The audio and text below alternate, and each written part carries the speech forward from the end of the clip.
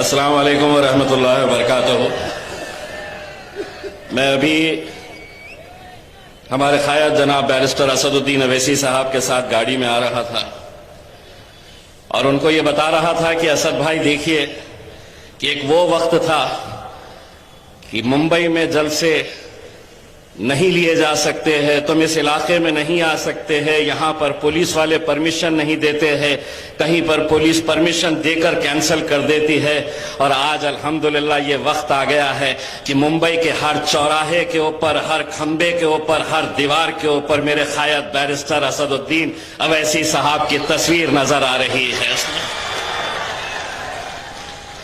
मैं बहुत बहुत शुक्रगुजार हूं हमारे मलाड के मजलिस की पूरी टीम का, हमारी बहन रिजवाना ईसा का, नासिर कुरैशी साहब का और इरफान खलीफा साहब का। मुझे बता रहे थे कि बहुत तकलीफें दिए हैं, कई जगह के ऊपर पोस्टर्स और होर्डिंग्स फाड़ने की कोशिश की गई, कई जगह के ऊपर फाड़े हैं। तो जिन्होंने भी ये जुर्रत की है उनको इतना बता दूं कि हम इतने भी शरीफ नहीं है।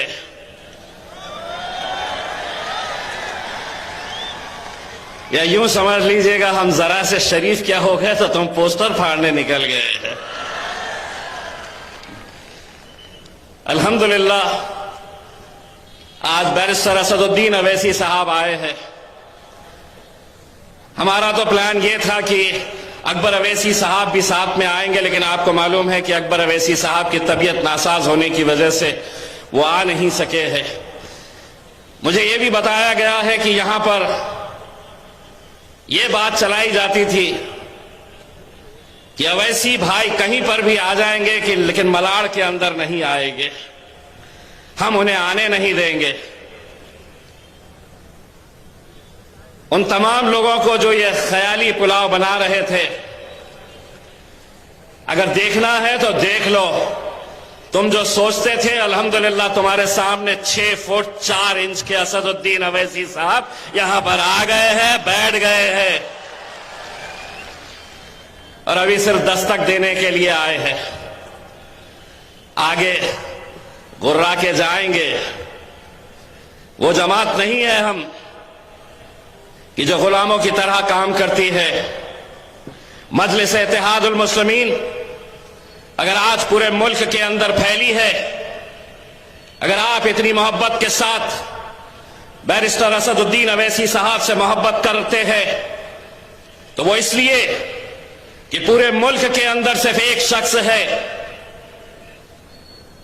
जिसके अंदर ये हिम्मत है, जिसके अंदर ये जुर्रत है, जिसके अंदर ये ताकत है कि वो आज हिंदुस्तान की सबसे अजीम पार्लियामेंट के अंदर खड़े रहकर अगर सामने नरेंद्र मोदी हो या अमित शाह हो, पूरे पार्लियामेंट के अंदर मैं गवाह हूं इस बात का, 550 के ऐवान के अंदर अगर इनकी आंखों में आंखें डालकर सवाल करने की हिम्मत किसी में है तो मेरे क़ायद बैरिस्टर असदुद्दीन अवैसी के अंदर है।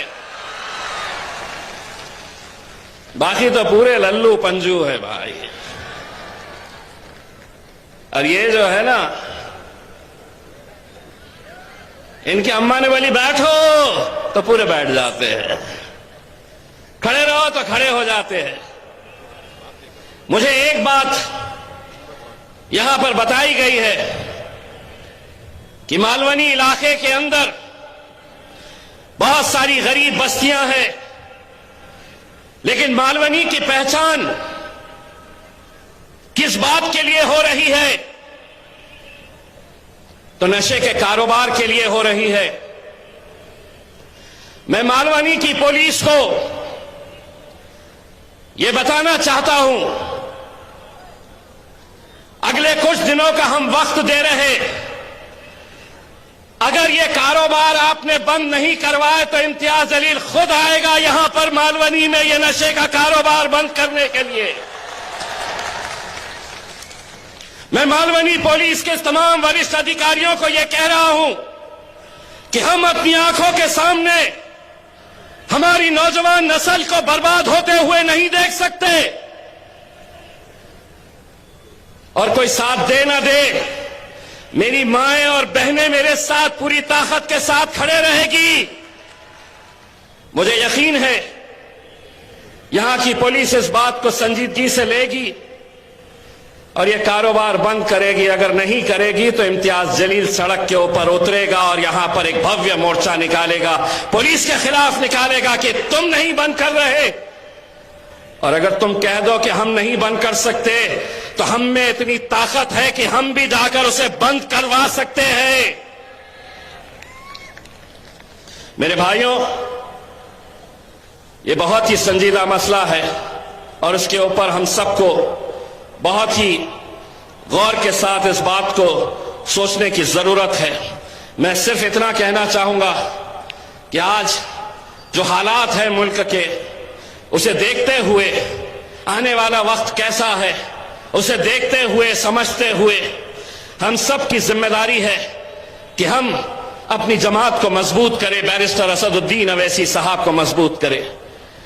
आज कहीं ना कहीं इस मुल्क के अंदर एक ऐसी फिजा तैयार की जा रही है, समाजों के बीच में, जाति धर्म के बीच में दीवारें पैदा की जा रही है, दरारें पैदा की जा रही है। हर रोज टीवी के ऊपर कैसे कैसे बयान आ रहे। अब हालत यह हो गई है कि तुम्हें जिंदा जलाया जा रहा है,